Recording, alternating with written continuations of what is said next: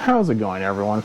So this is going to be part of our basics series. This is going to be about pressure washers. I want to go over just the basics of a pressure washer. It's a little bit more in depth than a lawnmower just because there's more pieces involved and pumps and storage and all kinds of stuff. So I want to go over a couple of things.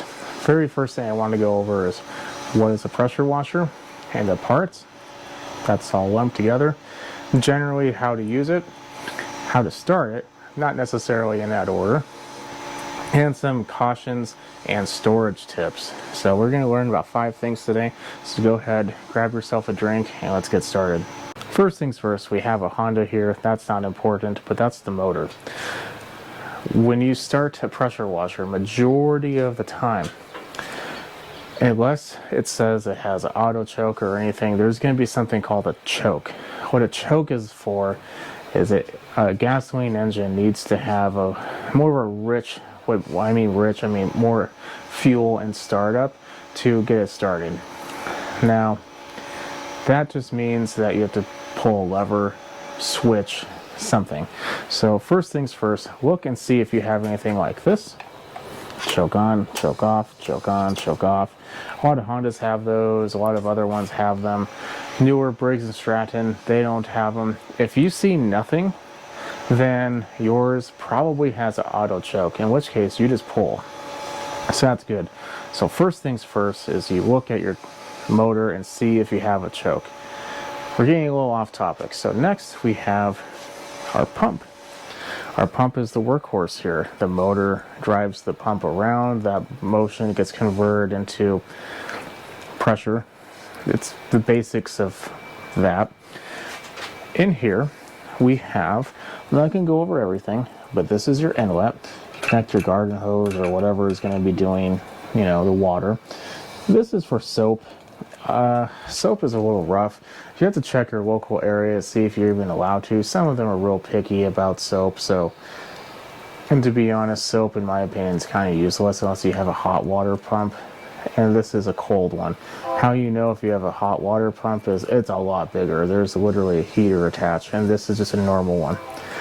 Over here is the outlet. That is where your hose connects to. And pay attention to, we'll get into that later actually. Then we have our wand.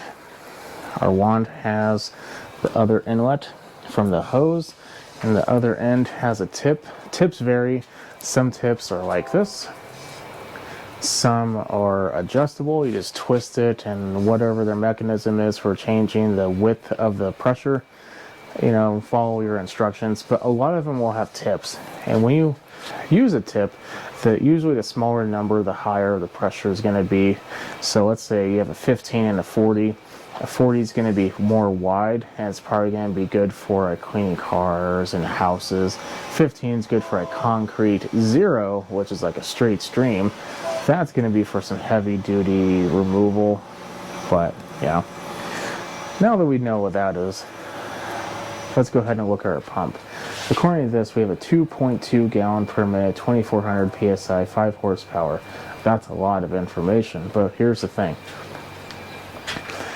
When you buy a pressure washer, if it's a residential one, generally your water supply is not going to be a problem. If you have a well or pump, you do need to check and see if you're able to supply 2.2 gallons per minute.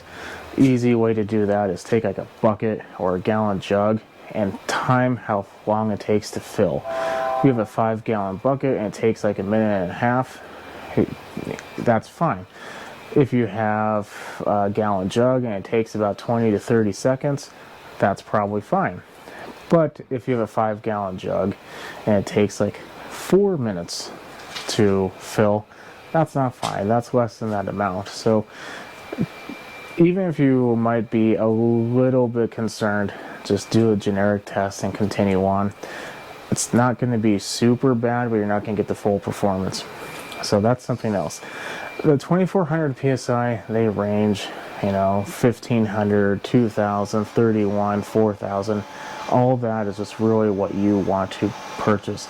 As a recommendation on my end, if you're a general residential customer, you're just using it to clean your house, your car, your driveway, get one that's roughly at least 27. 27 is a nice number. Majority of the pressure washers you can find at the store, assuming they're not electric, will be in that range. So just know that the lower it gets, the less pressure. Should be self-explanatory. So when purchasing, know what you need to buy, what you need to do, what you're looking to get out of it, stuff like that. There is something called like washing units or cleaning units, I think it is. I'm not going to get into that. That's above and beyond this video. That's something you're probably not going to worry about if you're looking at this.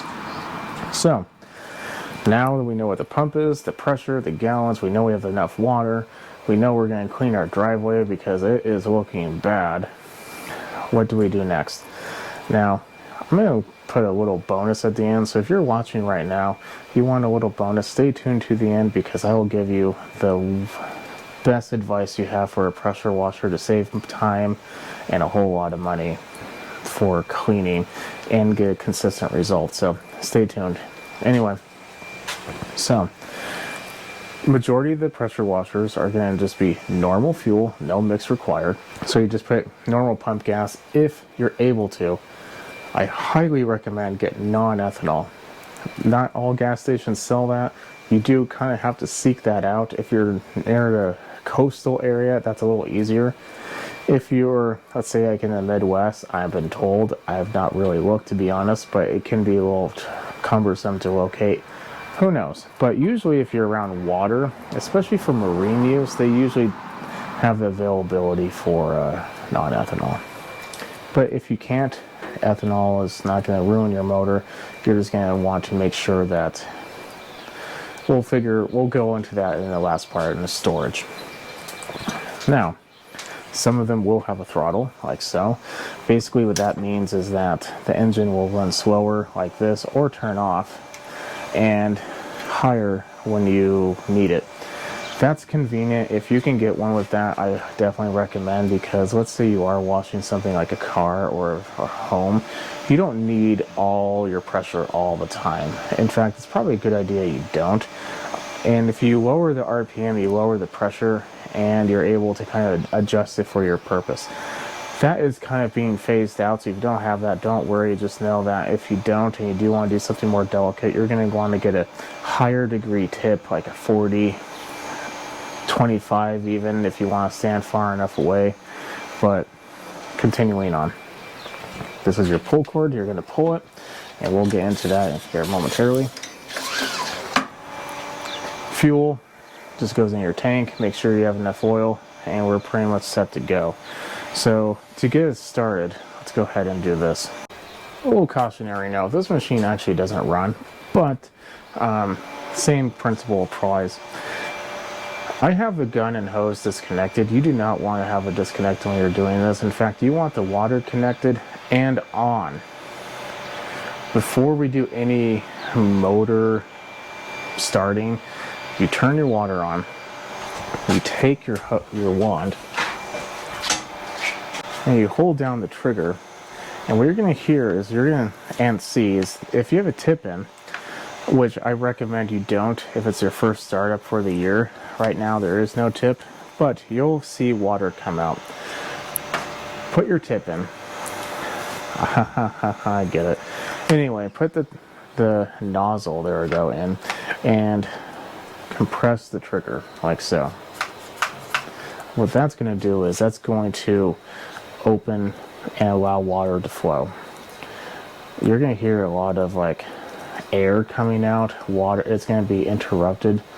That's normal. There's air in the pump, you need to bleed that air. Bleeding the air is important just for performance. You can run a pump without water for a short period of time, but it's just generally kind of frowned upon. You're not going to really damage a whole lot, it's just frowned upon. So when you're turning the water on and you get to the point where you're holding down the wand and you see a steady stream of water coming out, you're pretty much good to go. You probably bled the air out. Put the handle down. Some pressure washers are kind of finicky. Some of them, when you first turn them on, will kind of stall. Stall means that it's running and then dies.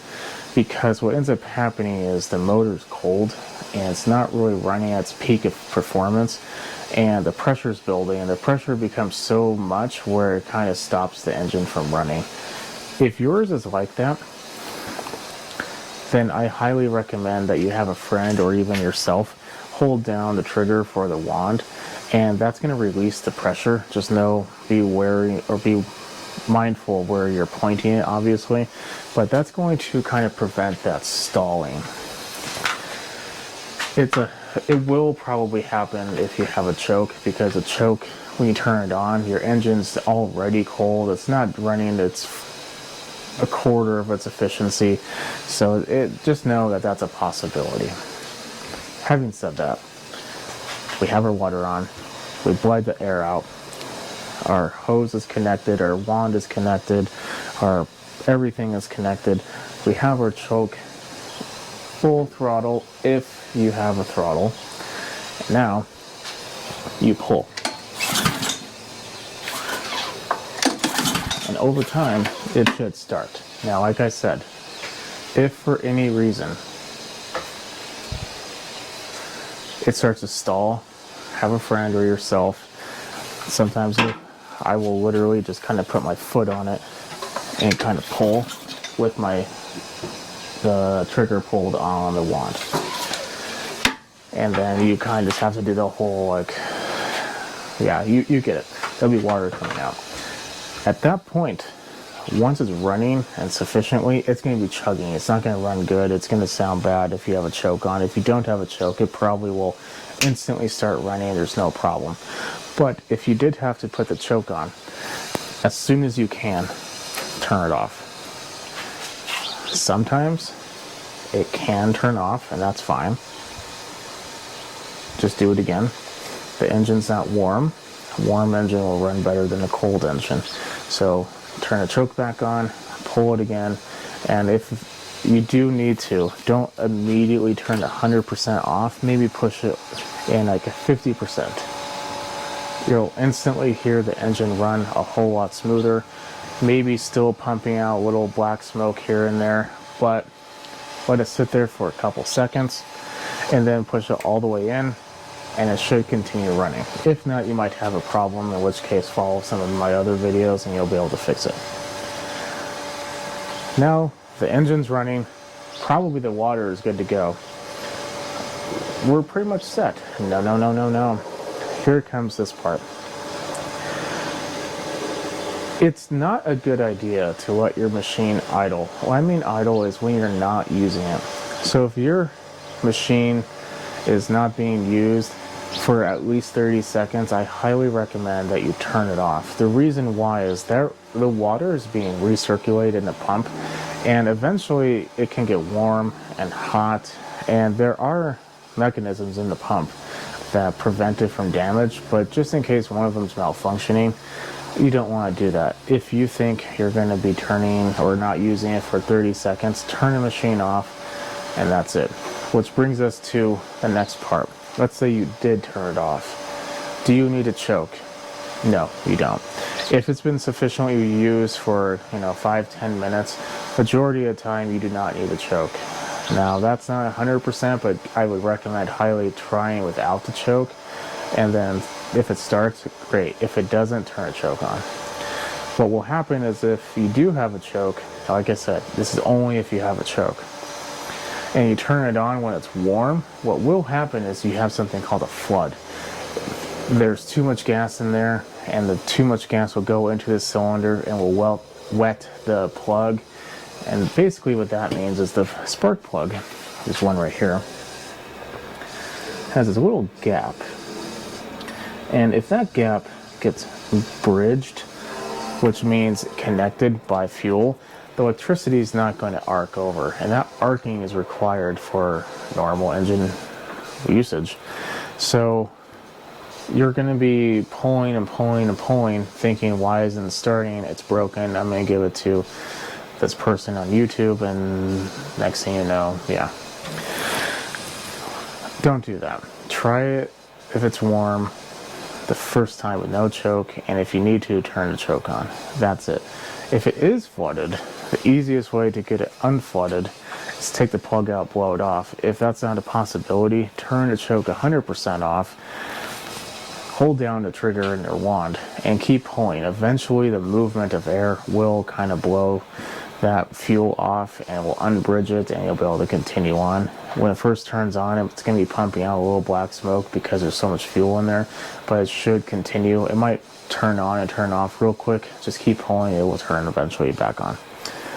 So it's running, you have pressure, you're not letting it sit there for 30 seconds or longer without being used, and you finish your project. Congratulations. Now it's time to put it away. Luckily, if it's in the season and you think you're going to be using it again for a short period of time after, don't do anything. Turn off the water and hold down the trigger on your nozzle until majority of the water comes out. Disconnect your hose, and that's it. Put it away. If you're not going to be using it for over, let's say, 2 to 3 months, I definitely recommend you remove the fuel. That can be a little cumbersome. I understand that. What you can also do is you can go to the store, get fuel stabilizer, pour it in the tank a little bit. We're talking a little bit. Run it for a good 5-10 minutes just so that fuel can get mixed with the stabilizer, and that stabilized fuel can go into the carburetor. I'm not going to explain a whole lot about that. Just know that you need to get that non-stable fuel or stabilized fuel out of the engine and used, and that way what replaces it is stabilized fuel. If you have non-ethanol fuel, that's completely useless. You're fine. Now, you put it in your shed. What do? Well, if it's a heated shed, you're probably fine. If it's a non-heated shed and you live in a cold area that freezes routinely, you definitely need to go online or to your local store and get something called Pump Saver. It's a little can, has a hose coming out of it. At the end of the hose, you plug into your inlet, and then you, on the can, you press it kind of looks like a spray paint can, except it has a hose on it. And then you keep pressing until you see foam come out the other end of the pump. What that does is, when you put a pump away, there's water in the pump. Water expands when it freezes, and the expanding water has no place to go if it's in your pump, and it cracks it. This is aluminum. It's not a very hard metal. A cracked pressure washer pump is a death pump. Like, there's no fixing that. You can try to fix it with welding. You have to have a very specific welder and a person to even attempt to do that. And majority of the time, you're either A, going to fry everything inside of it because there's rubber and stuff inside there, and oil, or 2, you're going to warp that thing so bad it's just not going to run. So a cracked pump is a dead pump. Don't leave your pump to die. A quick Pump Saver, put it away, and you're fine. In the springtime, you connect your water, you blow all that Pump Saver out, and you're fine. There's no issue. So that's pretty easy enough. So that's how you store a pressure washer. Now let's get into a few little tidbits. When I mean tidbits, I mean safety, because safety is important. Because you are using a machine with a pump on it, building pressure, there is a higher likelihood of what I would call kickback. What I mean by is, when you're pulling on it, the engine might stall and the pump might completely stop the movement of the piston, but you're still pulling, and then that can do that. That can be painful. You don't want to hurt yourself, so I recommend when you pull something, one, you do this. You completely move until you get to a point where it's hard to pull on it. Put everything back like this, and then pull. But when you're pulling, you're only using your 2 fingers. I understand that some people are not as strong. Maybe 2 fingers is not a possibility, but give it your all you can. The worst case scenario is you put your whole fist on there and it kicks back and it gets ripped out your hand. I have seen people break fingers. Now, it's not to say that this should be a worrisome thing. If you pull on it and you go through its motions and you're relieving the pressure in the wand, like I said, you're pulling down that trigger, this is a pretty rare occurrence, but it can occur. So be wary of that. Second,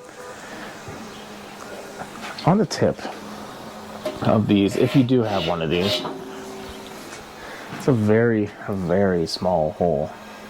These can get plugged. So if you didn't go through the cautionary note of turning the water on without a tip on and pressing the trigger and just have water trickle out, there could be dirt and debris in there. And if you put that dirt and debris into the nozzle, it can get plugged. And let's say you didn't follow the instruction, there's still air in there, and you turn the pressure washer on, you turn your hose on, and all of a sudden there's water going to the end, flushing out all that debris and crap into the end of your pressure washer nozzle, and then plugging it.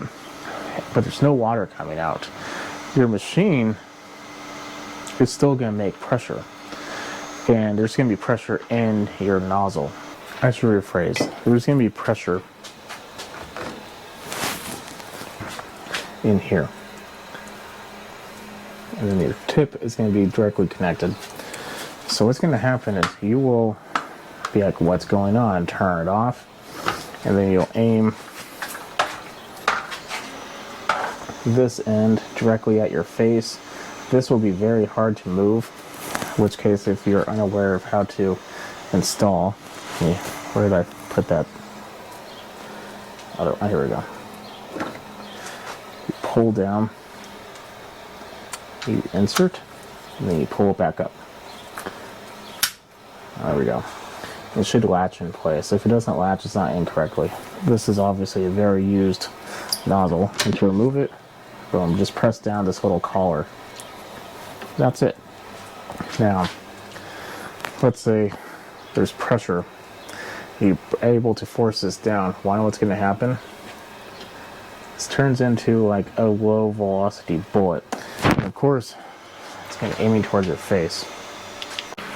You then have to go to the hospital, all because you didn't go through the proper precautions of removing all the debris in your wand. I mean, literally every single time. Every time you turn it on, you turn the water on before it's running with no tip in, and you press down that trigger. I don't care how clean you keep it. Don't be that person. That's it. And once you see water flowing, you put your nozzle on or your tip. You then press that trigger again, and if it's plugged, there's no danger there. The only pressure you have is like the water pressure or whatever your water source is, and that's not going to be enough to shoot anything towards you and injure you. It might like pop out suddenly, you'll get a little wet. That's fine. I mean, it's probably summertime. You probably need to cool off anyway, but it won't hurt you. That's the key part. If you turn it on and there's a plug tip, that can be dangerous. Don't do that. And if for any reason you're using it and you did all the precautions and there is a plug tip eventually occurring, you really need to disconnect the water, remove it from the pump, try to see as much pump of the water coming out as you can, and you can try to remove the hose from your pressure washer wand to the pump.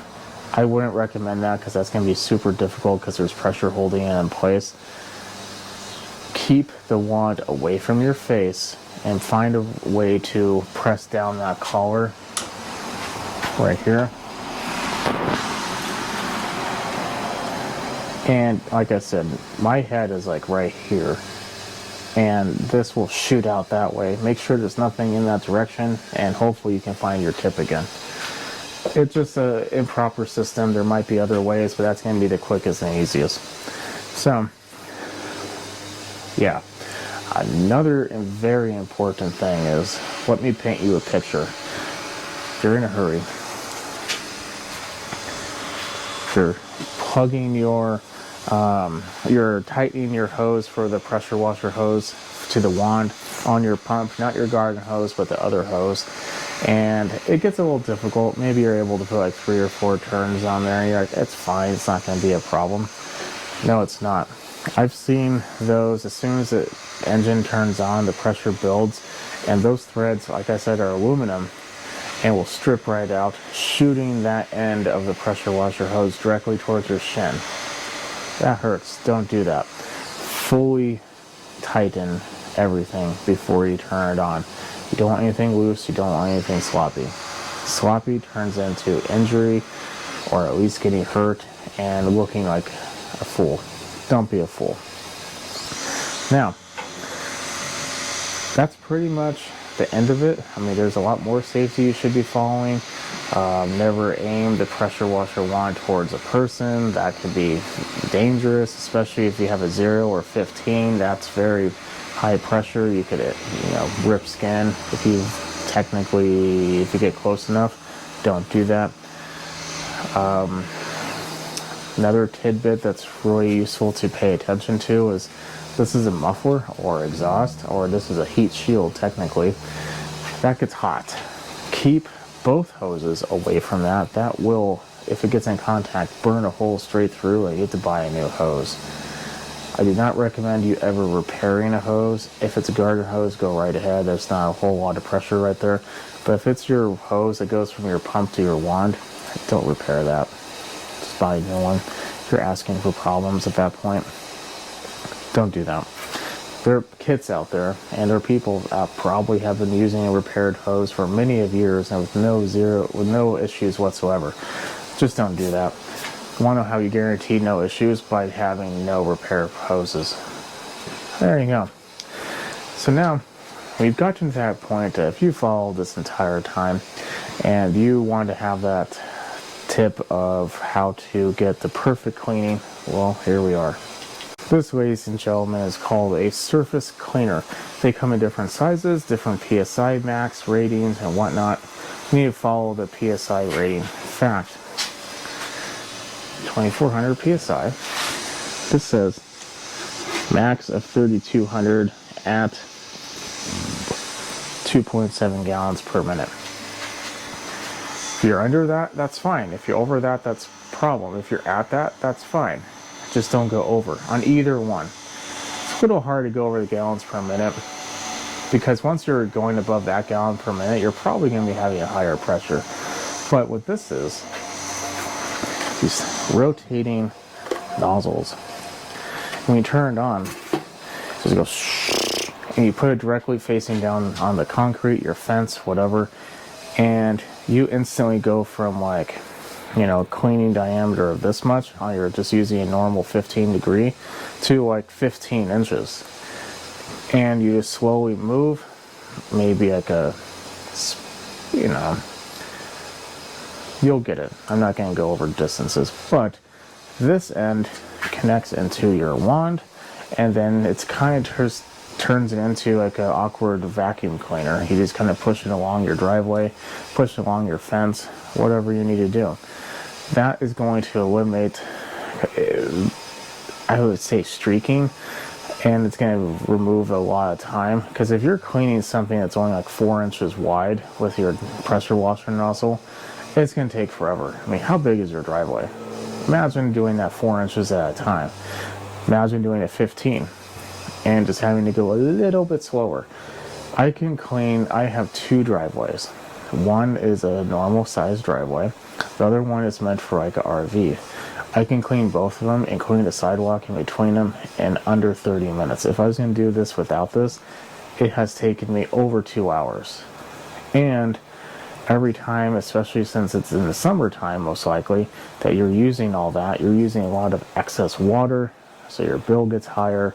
You're just basically flooding the street for literally no reason, because you should just buy this. This is inexpensive. I think it was like 60 to 70 bucks. It sounds like a lot, but that could easily be saved in your water bill. Highly recommend getting a surface cleaner. This thing should be sold with every single pressure washer, in my opinion. I don't understand why it isn't, but if you don't have one, definitely get one. So hopefully this helped you out. We went over how to start it, a couple precautions, the method of starting a pressure washer, general information about it, and a good tip on how to save water and time. I hope this has been helpful. If it has, definitely leave a thumbs up. I would really appreciate it. It helps me out a lot. And definitely consider subscribing if you like what you see. Definitely follow me at Small Engine 101 on Instagram. And if you have any questions, leave a comment below. If you need personalized help, I do offer memberships, and one of the perks are personalized help. So definitely consider doing that if that's something that you would like. I'll catch you in the next one. Have a good night.